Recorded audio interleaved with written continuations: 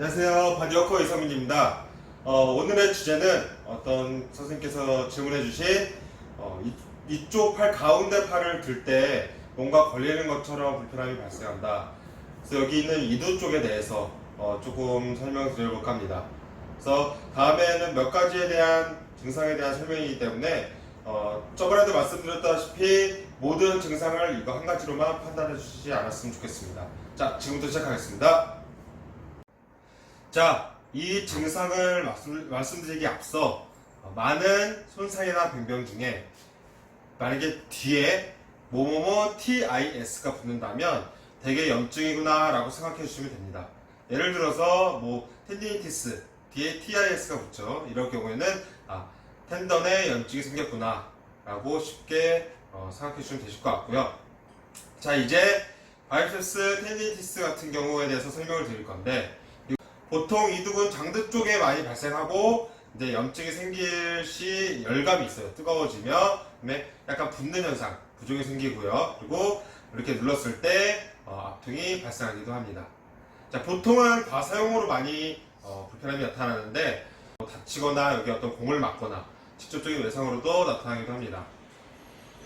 바이셉스 텐디니티스 같은 경우는 무거운 물건을 들 때 어깨 앞쪽에 약간 아픈 듯한 느낌이 들고, 그 다음에 누르면 매우 아파하고 통증을 굉장히 크게 호소하게 됩니다. 자, 때때로 팔을 이렇게 움직일 때 연발음이라고 딱딱거리는 소리가 나기도 합니다. 자, 이런 여러가지 증상들이 합쳐져 텐디니티스 라고 얘기를 하고 있고요. 그 다음에 이런 바이셉스 텐디니티스 같은 경우는 열중시어 자세 있잖아요. 이 열중시어 자세에서 어깨 앞쪽, 여기 앞쪽 장두가 지나가는 그루브라고 얘기를 하는데, 여기 앞쪽을 가볍게 이렇게 눌러주시게 되면은 불편함이 굉장히 커져요.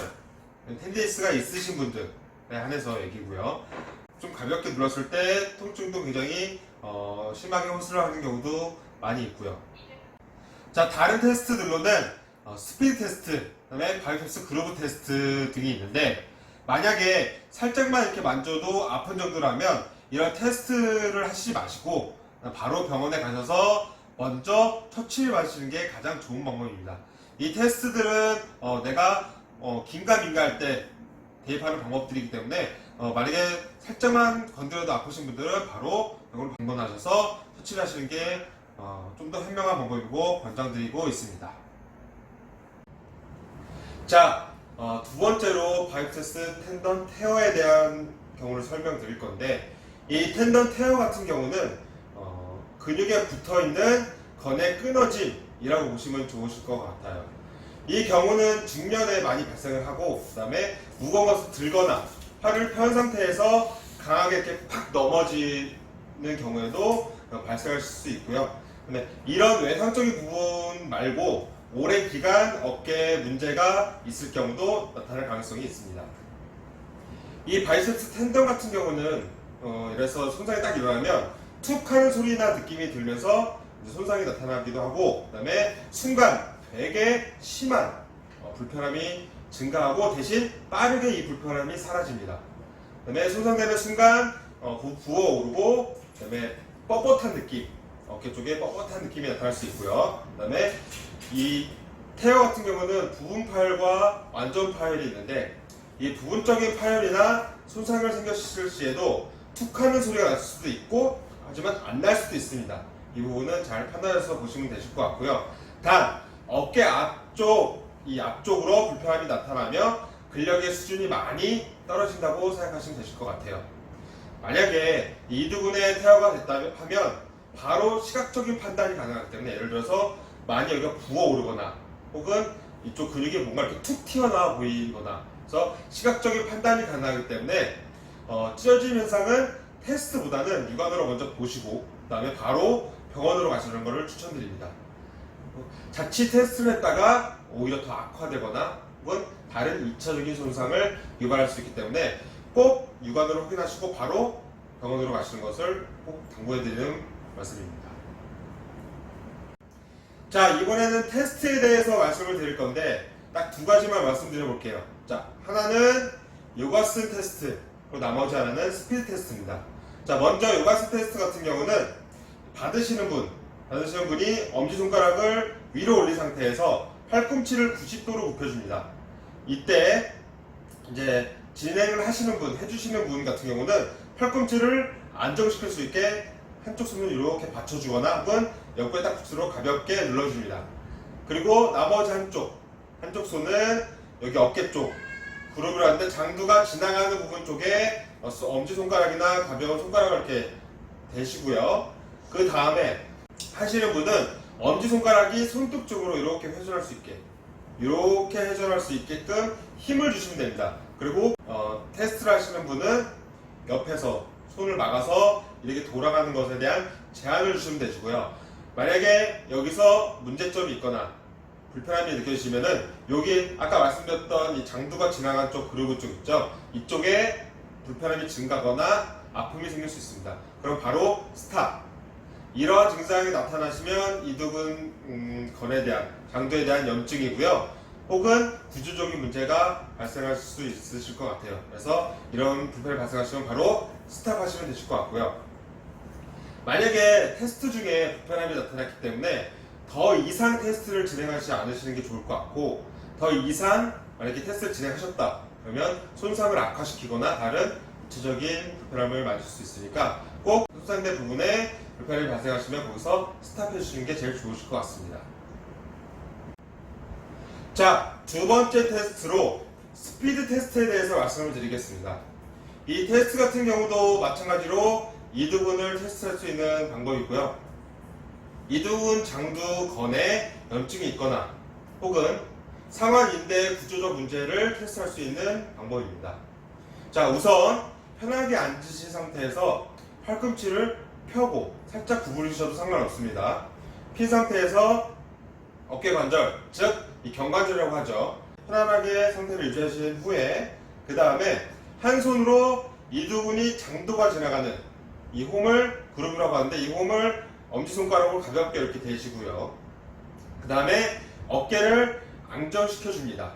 그리고 나머지 한 손으로는 전환해서 아래 방향, 바닥 방향으로 가볍게 눌러주시면 되는데, 이때 만약에 불편함이 발생한다면 혹은 버티지 못하고 이렇게 툭 떨어진다면 바로 이 테스트도 스탑해 주시는 게 좋고요. 자, 위에서 말씀드렸던 것과 같이 이두근 장두 또는 구조물에 문제가 있을 수 있다고 예측해 볼 수 있습니다. 위에 두 가지 테스트는 테스트일 뿐입니다.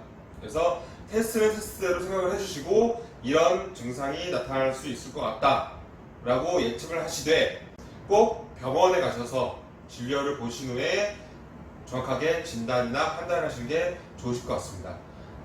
말씀드렸다시피 테스트는 꼭 테스트로 생각해 주시기 바랍니다. 자, 이번에는 위에 두 가지 손상이 있을 때 사실 선생님들이 어떻게 해줘야 되는지 혹은 옆에 있는 사람들이 어떻게 도움을 줘야 하는지 모르는 분들이 많아서 몇 가지 방법을 알려드리려고 합니다. 그래서 첫 번째로는 아이싱 방법이에요. 그래서 손상 부위에 열감이 있거나 부은색이 나타났을 때 실수해 주시면 좋으실 것 같고, 보통 갑자기 솟아내거나 혹은 염증이 발생했을 때 많이 사용합니다. 아이싱의 원리를 설명드리기보다는 직접적으로 아이싱을 어떻게 만들고 어떤 방법으로 해주는지 보여드리도록 하겠습니다. 필요한 게 있는데 아이싱 봉투가 먼저 필요하고요. 일반 비닐봉투도 가능합니다. 그리고 두 번째, 간단하게 고정시킬 수 있는 수건이나 혹은 아이스랩, 이게 필요하고요. 자, 아이싱 같은 경우는 10분 간격으로 간헐적으로 실시해 주는 게 효과적이기 때문에 꼭 10분 하시고 뛰시고 조금 충분히 쉬셨다가 다시 10분 하시고 이런 방법으로 간헐적으로 실시해 주시면 좋으실 것 같아요. 자, 이제부터 만드는 과정을 보면서 다시 한번 설명드리도록 하겠습니다. 자, 우선 이 봉투에 이렇게 얼음을 담아서 준비하시면 되시고요. 자, 큰 얼음보다는 작은 얼음이 더 좋기 때문에 작은 얼음으로 준비해 주시는 게 좋고요. 자, 이렇게 준비하신 상태에서 그대로 바데러프로 이렇게 깔아주시고 약간 납작하게, 네모나게 납작하게 만드신 상태에서 이렇게 다듬어 주시면 되시고요. 그 다음에 바람을 빨아들일 건데 비닐을 이렇게 팽팽하게 당겨주신 상태에서 여기 보면 구멍 보이죠? 구멍. 이 정도만 내가 바람을 빨아줄 수 있는 공간을 주시면 되시고, 그 상태에서 그대로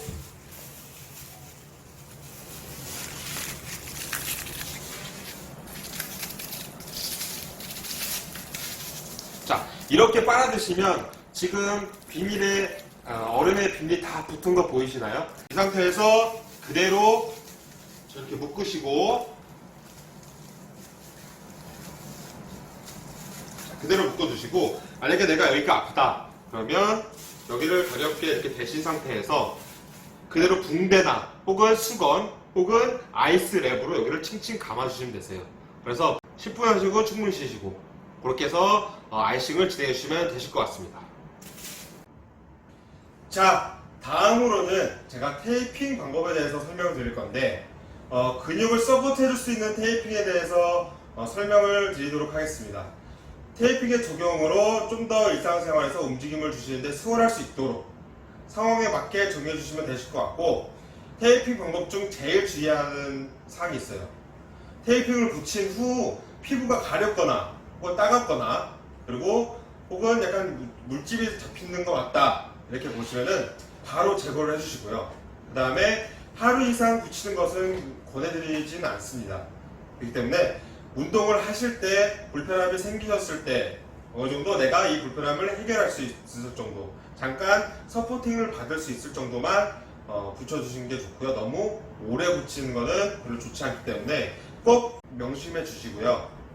그 다음에 테이핑 같은 경우도 마찬가지로 여러 방법도 있지만 제가 실제로 사용하는 테이핑으로 그렇게 보여드리도록 하겠습니다.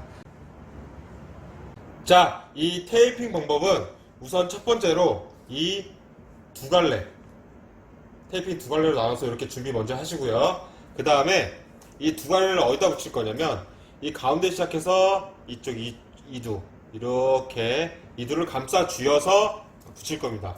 그래서 처음에는 끝에만 이렇게 자르신 상태에서 끝에만 이렇게 잘라 놓으시고 가운데 쪽에 이런 식으로 붙여 주시고요. 그 다음에 그대로 잡고 가볍게 이렇게 가볍게 붙여 놓으신 상태에서 그 다음에는 한쪽을 잡아 놓고 이두를 가볍게 감싸지게 이렇게 하나, 그리고 이쪽도 마찬가지로 가볍게 감싸지게 두 개.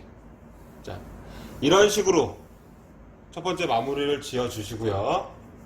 자, 그 다음에 이렇게 짧은 거, 조금 더 짧은 거를 준비하신 상태에서 가슴 쪽, 쇄골 바로 아래쪽 있죠? 쇄골 바로 아래쪽에 먼저 이렇게 붙여 놓으시고, 그 다음에 이두, 장두가 지나가는 그루브 쪽 있잖아요. 고기를 가볍게 이렇게 감싸진다고 생각하시면 되세요. 이렇게 감싸진다고 생각하시고 그대로 한 번 더 이렇게 딱 붙여 놓고, 그 다음에 좀 더 긴 거를 하나 이용해서 안쪽에 이렇게 들어가는 근육을 하나 더, 장두 쪽을 하나 더 서포팅 해줄 겁니다. 그래서 똑같이 아래쪽을 잡아 두시고요. 그대로 가볍게만 살짝만 당겨줘서 그대로 이렇게 쭉, 자, 이런 식으로, 자, 이렇게 하나 더 붙여주시고, 자, 그리고 마지막 요 짧은 거 하나 더를 이용해서 방금 여기 앞쪽에 붙였던, 쇄골 바로 아래쪽에 붙였던 거를 한 번 더 붙여주시면 되실 것 같아요. 그래서 가볍게 똑같이 앞쪽에서 잡고 살짝만 당겨서 이렇게, 자, 이렇게 붙여주시면 테이핑은 끝이 나고요. 만약에 띄어지거나 혹은 많이 그러신다고 생각하시면은 이 아래쪽 있잖아요. 아래쪽에 앵커를 이렇게 테이핑을 그냥 가볍게 이렇게 하나만 당기지 마시고요. 그냥 가볍게 이렇게 하나만 고정시켜 주시면 됩니다. 자, 이런 식으로 테이핑까지 마무리를 지었고요. 제가 당부드리고 싶은 말씀은, 제가 말씀드린 이 영상이 모든 이두근에 대한 손상을 설명드릴 수는 없습니다. 하지만 이런 손상에 대해서 어떻게 대처하고, 그리고 갑자기 이런 손상들이 발생했을 때 어떤 방법을 대입해 주는지, 이런 방법을 설명드리고 있기 때문에 제가 말씀드렸던 것을 잘 활용해서 충분히 도움을 받았으면 좋겠습니다. 제가 지금까지 준비한 영상은 여기까지고요. 앞으로 좀 더 나은 모습으로 다시 찾아뵙도록 하겠습니다. 감사합니다. 한정커 이성민이었습니다.